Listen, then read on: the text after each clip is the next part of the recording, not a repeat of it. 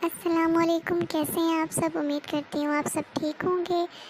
ये हमारे ड्रामे का नेक्स्ट पार्ट है। इसमें हम आपको बताने लगे हैं कि यहाँ पे आगे क्या होने वाला है आज। जी, कल गोवी का एग्ज़ाम छूट गया था। आज वो नेक्स्ट डे यहाँ पे आया है अपने लैब में। ये लैब में होता है और यहाँ पे एक्सपेरिमेंट करता है। ये सर हैं। सर ने गोवी को आते हुए देखा और गोवी से बात करने की कोशिश की कि कल तुमने एग्ज़ाम क्यों नहीं दिए। गोवी ने आगे से जवाब दिया कि ये बात करनी अब इम्पोर्टेंट नहीं है कि मैंने एग्ज़ाम क्यों नहीं दिया। अब ये आप मुझे बताएं, अगर आपके पास कोई हल है तो। एग्ज़ाम मेरे से मिस हो गया है, मैंने एग्ज़ाम नहीं दे सका, लेकिन अब मैं कोई आपके पास हल है तो मैं एग्ज़ाम देना चाहता हूँ। सर कहते हैं कि सर चेंग यानी कि सीनियर सर अपने मतलब पार्टनर के लिए बहुत सीरियस है। जो यहाँ पे पास होगा वो आगे जाके सर चेंग के साथ काम करेगा, इसलिए मैं उनसे तुम्हारी सिफारिश कर सकता हूँ। लेकिन गोवी को इस बात से गुस्सा आता है कि मुझे सिफारिश नहीं करवानी, मुझे अपने बलबूते पे अपना नाम बनाना है।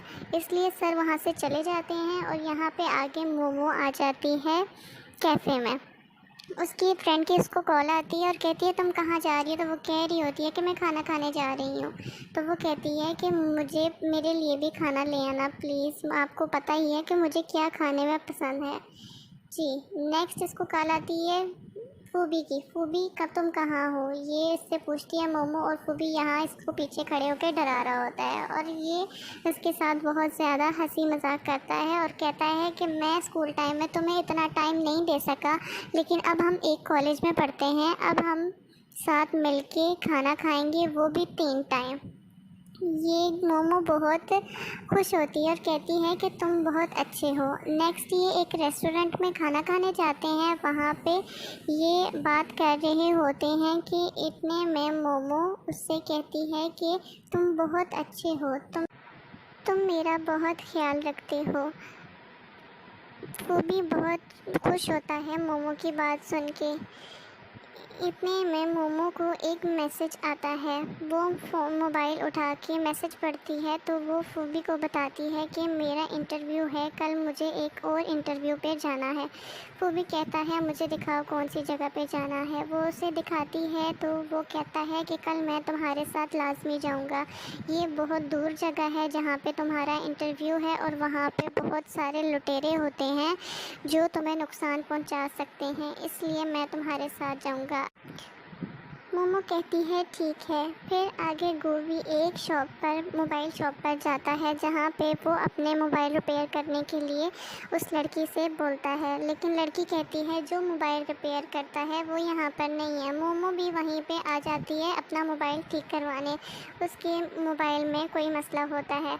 लड़की कहती है कि मैं आपको चीज़ें दे सकती हूँ, आप खुद ठीक कर सकते हो। तो गोभी कहता है जी मैंने पहले कभी तो नहीं किया, लेकिन मैं अभी कर लूँगा। मोमो इसकी बातें सुन के बहुत हैरान होती है कि जो काम इसने पहले नहीं किया वो ये अभी कैसे कर लेगा। लेकिन वो उसको कहता है कि शॉपकीपर प्लीज़ मुझे चीज़ें दें, मैं ठीक कर लूँगा। वो उससे चीज़ें मांगता है और अपना मोबाइल ठीक करने लग जाता है। कुछ ही देर वो दोनों गोभी को देख रही होती हैं कि वो क्या कर रहा है और कुछ देर के बाद वो अपना फ़ोन ठीक कर लेता है।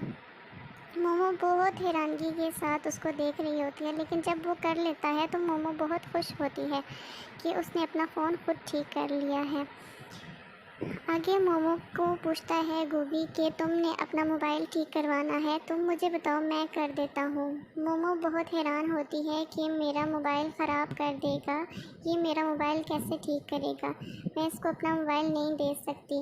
लेकिन गोभी उसको यकीन दिलाता है कि तुम अपना मोबाइल मुझे दो, मैं तुम्हें ठीक करके देता हूँ, यकीन मानो कि मैं ख़राब नहीं करूँगा। ये मोमो काफ़ी सोचने के बाद देखती है तो इतने में शॉपकीपर अपना मोबाइल आगे करती है और गोभी से कहती है आप मेरा मोबाइल ठीक कर दें। मोमो बहुत हैरानगी के साथ उसको देखती है और अपना फ़ोन उसे दे देती है। इतने में गोभी उसका फ़ोन खोल के ठीक करने लग जाता है। कुछ देर वो बहुत हैरानगी के साथ और बहुत दिल उदास करके अपने फ़ोन को और गोभी को देख रही होती है कि कहीं मेरा वो फ़ोन ख़राब ना कर दे। लेकिन गोभी उसका मोबाइल खोल के कुछ टाइम उसको चेक करता है और चेक करने के बाद उसको ठीक करके मोमो को वापस कर देता है। मोमो अपने मोबाइल को देखकर बहुत खुश हो जाती है कि ये इतनी जल्दी कैसे ठीक हो गया है। वो उसका शुक्रिया अदा करती है और बहुत घूर के उस अपने मोबाइल को देख रही होती है और बहुत खुश होती है कि मेरा मोबाइल इतनी जल्दी ठीक हो गया है। मोमो अपने मोबाइल को खोल के अपने मोबाइल से अपनी सेल्फ़ी लेने की कोशिश कर रही होती है, जिसमें वह बहुत प्यारी लग रही होती है। गूवी शॉपकीपर से पैसों की बात करता है कि कितना बिल बन गया है, मुझे बता दें, मैं पे कर देता हूँ। लेकिन शॉपकीपर कहती है कि कोई बिल नहीं बना आपका, आपने तो खुद ही अपना मोबाइल ठीक किया है, तो ये मेरी तरफ़ से आप एक मेहरबानी समझ लें। गोभी उसको देख रहा होता है और मोमो उससे ज़्यादा हैरानगी से उस शॉपकीपर को देख रही होती है। नेक्स्ट वो अगले दिन अपनी इंटरव्यू की तैयारी करके बस स्टॉप पे फूबी का इंतज़ार कर रही होती है। बस एक आके जा भी चुकी होती है, लेकिन मोमो वहीं बैठी होती है, फूबी का इंतज़ार कर रही होती है कि कब फूबी आएगा और मैं फूबी के साथ वहाँ से इंटरव्यू देने जाऊंगी। काफ़ी कॉल्स मैसेजेस करने के बावजूद फूबी वहाँ नहीं आता, क्योंकि वो अपने फुटबॉल में बिज़ी होता है। फूबी का फुटबॉल मैच होता है, वो अपने मैच में बिज़ी होता है। मोमो बहुत परेशान होती है और उसका बहुत ज़्यादा वेट कर रही होती है। काफ़ी दफ़ा उसको मैसेज कर चुकी होती है और काफ़ी दफ़ा उसको कॉल्स भी कर चुकी होती है, लेकिन वो भी उसका इतने इंतज़ार के बावजूद भी नहीं आता। आखिर मोमो खुद वहाँ से बस पकड़ के अकेली चली जाती है। बस में वो बहुत फूबी के बारे में सोच रही होती है कि फूबी क्यों नहीं आया, फूबी मुझे लेने क्यों नहीं आया, फूबी मेरे साथ इंटरव्यू देने क्यों नहीं आया। इतने में उसका बस स्टॉप आ जाता है और मोमो वहाँ बस स्टॉप से उतर जाती है। अपने बैग से फ़ोन निकाल कर वो फूबी के मैसेजेस चेक कर रही होती है कि इतने में एक तेज़ बाइक उसके पास से गुज़रती है। वो बहुत घबरा जाती है, लेकिन वो बाइक आगे चली जाती है। वो शुक्र अदा करती है और थोड़ा सा आगे जाती है, लेकिन पीछे एक और बाइक वाला आता है और आके उसका बैग छीन के उसी पहले बाइक वाले के साथ बैठ के भाग जाता है। मोमो को बहुत घसीटता है ज़ोर से, जिसकी वजह से मोमो को चोटें आ जाती हैं। मोमो बहुत चिल्ला रही होती है, शोर मचा रही होती है, क्योंकि उसको बहुत पेन होता है। उसके बाजू और उसके घुटने पे उसे चोट लग जाती है, लेकिन वो चोर इसका बैग लेके भाग जाते हैं। मोमो को बहुत पेन हो रहा होता है और वो सड़क पे लेटी ही चिल्ला रही होती है, लेकिन वहाँ पे उसकी आवाज़ सुनने वाला कोई नहीं होता। वो बहुत रो रही होती है क्योंकि उसके बाजू में बहुत दर्द हो रहा होता है। वो वहीं बैठ के फूबी को कॉल करती है, लेकिन फूबी कॉल नहीं उठाता। वो दोबारा कॉल करती है तो फूबी फिर भी नहीं उठाता। वो मुसलसल फूबी को कॉल कर रही होती है, लेकिन फूबी का फ़ोन उसके पास होता ही नहीं है। उसको बहुत ज़्यादा पेन हो रहा होता है और वो बस स्टॉप पे बैठ के बहुत ज़्यादा परेशान होती है कि अब मैं क्या करूं, अब मैं कहाँ जाऊं। अब वो ना इंटरव्यू देने जा सकी होती है और ना ही घर। वो फ़ोन करती है तो इतने में गूवी फूबी के रूम में आता है और उसका फ़ोन उठाकर सुनने लग जाता है। जब वो फ़ोन सुनता है तो आगे से मोमो बात कर रही होती है। मोमो उसको सारी बात बताती है कि किस तरह उसका एक्सीडेंट हुआ है और वो कहाँ पे खड़ी है और वो वहाँ पे बहुत परेशान है। लोग उसको लूट के चले गए हैं, उसका बैग ले गए हैं जिसमें उसकी सारी चीज़ें थी। अब वो इंटरव्यू देने भी नहीं जा सकती। फूबी उसको कहता है तुम परेशान नहीं हो, मैं कॉल करता हूँ फूबी को और उसे बताता हूँ। मोमो बहुत परेशान होती है और उसकी कॉल का इंतज़ार कर रही होती है। मोमो को बहुत दर्द हो रहा होता है, काफ़ी उसका खून बह चुका होता है, उसको बहुत ज़्यादा चोट लगने की वजह से। गूवी फूबी के दोस्त को कॉल करता है और उसको कहता है कि मेरी फूबी से बात करवाओ। वो फूबी से बात करता है तो फूबी कहता है कि मैं नहीं आ सकता, मुझे माफ़ करना, मोमो से कहना कि मैं बहुत जल्दी आ जाऊंगा और तुम प्लीज़ मेरी जगह मेरी मदद करो और जाके मोमो को ले आओ। मोमो वहाँ बैठी फूबी का इंतज़ार कर रही होती है, अपने ज़ख्मों को देख के रो रही होती है। इतने में जैसे ही वो अपने पास किसी को महसूस करती है तो देखती है कि वहाँ पे गूवी आया होता है उसे लेने। वो मोमो गूवी को देख के बहुत परेशान होती है कि यहाँ पे फूबी को होना चाहिए था, यहाँ पे गूवी क्यों आया है, गूवी को किसने भेजा है। तो आगे से गूवी कहता है कि मुझे फूबी ने भेजा है, उसका मैच है इसलिए वो परेशान है, वो वहाँ पे फंसा हुआ है, आओ तुम्हें मैं ले जाता हूँ। गोभी उसके ज़ख्मों को बहुत गौर से देखता है और अपना हाथ उसकी तरफ बढ़ाता है कि आओ मैं तुम्हें लेके जाता हूँ डॉक्टर के पास। मोमो उसके हाथ को बिना पकड़े ही वहाँ से उठ के चली जाती है, लेकिन गोभी उसके साथ साथ उसको पकड़ के लेके जाता है। इस टाइम पे मोमो को बहुत पेन हो रहा होता है और वो चिल्लाते हुए वहाँ से गोभी को पकड़ के जा रही होती है। आगे गोभी टैक्सी का दरवाज़ा खोलता है और वहाँ पे वो उसको गाड़ी में बिठा के लेके जाता है और वो चिल्ला रही होती है गाड़ी में बैठ के। लेकिन गोभी एक एटीट्यूड वाला बंदा होता है जो बिल्कुल भी उसकी तरफ ध्यान नहीं देता। लेकिन जब मोमो बहुत शोर मचाती है तब उसको गोभी कहता है कि तुम्हें हॉस्पिटल जाना चाहिए, लेकिन पहले तुम अपना ज़ख्म साफ़ कर लो, खून बहुत बह चुका है। मोमो उससे टिश्यू लेकर ज़ख्म साफ़ कर रही होती है, लेकिन उसको बहुत ज़्यादा दर्द होने लग जाता है जिसकी वजह से वो अपना ज़ख्म साफ़ नहीं कर पाती। गोभी उसको कुछ टाइम देखता रहता है, लेकिन फिर वो कहता है कि आओ मैं तुम्हारी मदद करता हूँ। वो दोबारा से एक और टिश्यू लेके उसके ज़ख्म को साफ़ करता है। तो मोमो कहती है कि छोड़ो रहने दो, हम डॉक्टर के पास नहीं जाते, थोड़ी सी चोट है, ठीक हो जाएगी। लेकिन गोभी उसे कहता है तुम्हें पता है इसकी वजह से क्या हो सकता है। ड्राइवर एकदम से बोलता है क्या हो सकता है इसकी चोट की वजह से। तो मोमो भी उसके जवाब का इंतज़ार कर रही होती है कि इस जख्मों की वजह से मुझे क्या हो सकता है।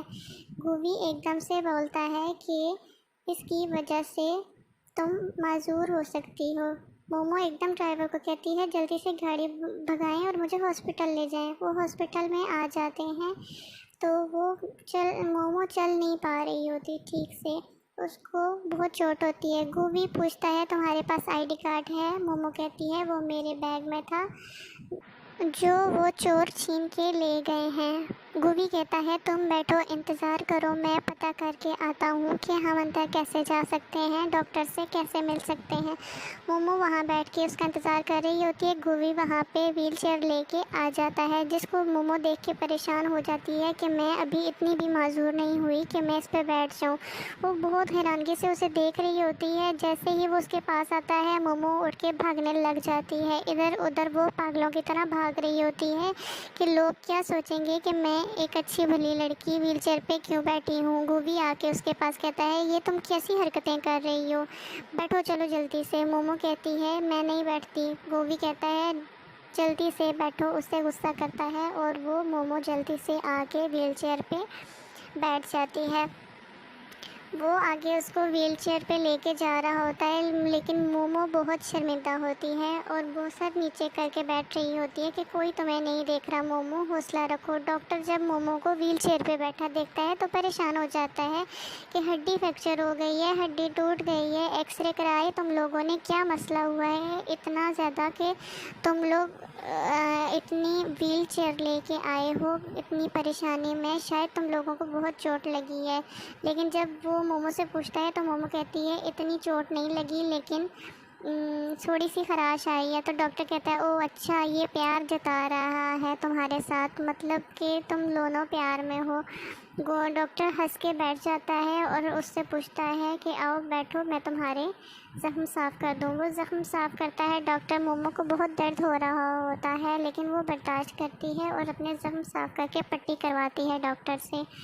डॉक्टर से पूछती है कि मैं कितने दिन में ठीक हो जाऊंगी। डॉक्टर कहता है कोई मसला नहीं है, जल्दी ठीक हो जाओगी, आपको परेशान होने की कोई ज़रूरत नहीं है, छोटे से ज़ख्म है, जल्दी ठीक हो जाएंगे। मोमो गूवी से कहती है कि देखा अब मुझे कोई परेशानी नहीं है, मैं इस पर बैठ के नहीं जाऊँगी। लेकिन गूवी उससे गुस्सा करता है और कहता है बैठ जाओ।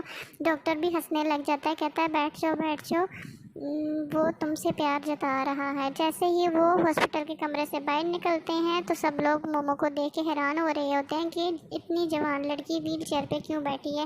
वो बहुत शर्मिंदा हो रही होती है। इतने में फू भी वहाँ पे आ जाता है और बहुत परेशान होता है कि क्या हो गया है तुम्हें ज़्यादा चोट तो नहीं आई। वो गूवी से मोमो को लेके एकदम से आगे चला जाता है और मोमो कहती है कि अब हमें दवाइयाँ लेने जा रहे थे लेकिन पर्ची गूवी के पास है। वो जाके वहाँ से स्लिप लेता है और फूबी मोमो को वहीं छोड़ के खुद दवाइयाँ लेने चला जाता है। मोमो कोशिश करती है कि मैं व्हील चेयर से को हिला के आगे लेके जाऊँ, लेकिन वो नहीं कर पाती और वो बहुत गमज़दा हो जाती है। गूवी उसके पास आता है और कहता है आओ मैं तुम्हारी मदद करता हूँ, और वो उसको थोड़ा सा आगे लेके जाता है। तो मोमो सोचती है फूबी मेरा इतना ख्याल क्यों रखता है, वो मेरे पीछे पागलों की तरह क्यों भागता रहता है। इसलिए वो बहुत परेशान होती है और सर नीचे करके रोने लग जाती है। जैसे ही वो रोती है गूवी उसके आंसू देख लेता है और उसकी गोद में टिश्यू पेपर फेंकता है, ये लो आंसू साफ कर लो। मोमो कहती है मैं रो नहीं रही। इस तरह इस एपिसोड का यहीं पे इख्तिताम होता है। इंशाल्लाह कल नेक्स्ट एपिसोड के साथ आपकी खिदमत में हाज़िर होंगी। अगर आपको ये वीडियो अच्छी लगी है तो प्लीज़ मेरे चैनल को सब्सक्राइब करें, लाइक करें और बेल आइकन के बटन को ज़रूर दबाएं। अल्लाह हाफ़िज़।